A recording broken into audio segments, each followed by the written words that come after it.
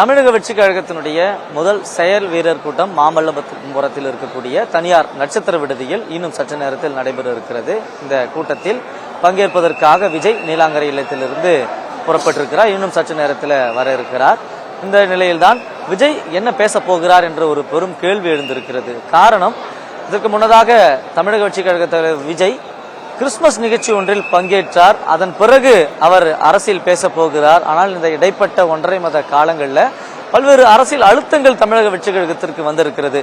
ஒருபுறம் விஜய் நடித்திருக்கக்கூடிய ஜனநாயகன் திரைப்படத்தினுடைய சென்சார் சர்ச்சை, அடுத்ததாக சிபிஐ விசாரணை, இருமுறை சிபிஐ தலைமை அலுவலகத்தில் ஆஜராகி தன்னுடைய விளக்கத்தை அளித்திருக்கிறார். இந்த இடைப்பட்ட காலத்தில் தான் அவர் இதற்கு முன்னதாகவே பல்வேறு மேடைகளிலும் அறிக்கை வாயிலாகவும் கொள்கை எதிரி அரசியல் எதிரியுடன் கூட்டணி இல்லை என்று அறிவித்த போதிலும் கூட, இருப்பினும் இத்தனை அழுத்தங்களுக்கு பிறகு அவர் பாஜக அதிமுக அங்கம் வகிக்கிற என்டிஏ கூட்டணியில் அவர் இடம் பெறுவார் என்ற ஒரு அரசியல் வட்டாரங்களில் மீண்டும் ஒரு சர்ச்சைக்குரிய ஒரு விவாதம் எழுந்திருக்கக்கூடிய சூழல்ல இன்று மீண்டும் தனது கூட்டணி நிலைப்பாட்டை விஜய் உறுதி செய்வார் என்றும் எதிர்பார்க்கப்படுகிறது. 2000க்கும் மேற்பட்ட செயல் வீரர்களுக்கு பாஸ் கொடுக்கப்பட்டு தற்பொழுது அவர் ஒவ்வொருவராக அனுமதிக்கப்பட்டிருக்கிறார்கள்.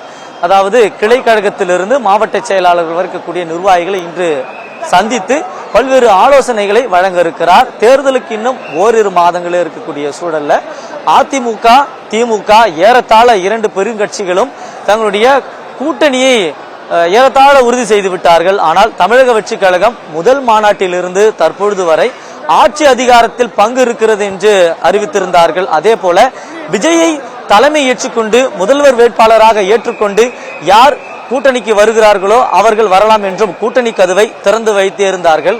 கதவு 2 ஆண்டுகளாக திறந்துதான் இருக்கிறது, உள்ளே யாரும் வரவில்லை. எனவே 234 தொகுதிகளிலும் கவனம் செலுத்துவதற்காக அனைத்து பணிகளும் முடுக்கிவிடப்பட்டிருக்கிறது.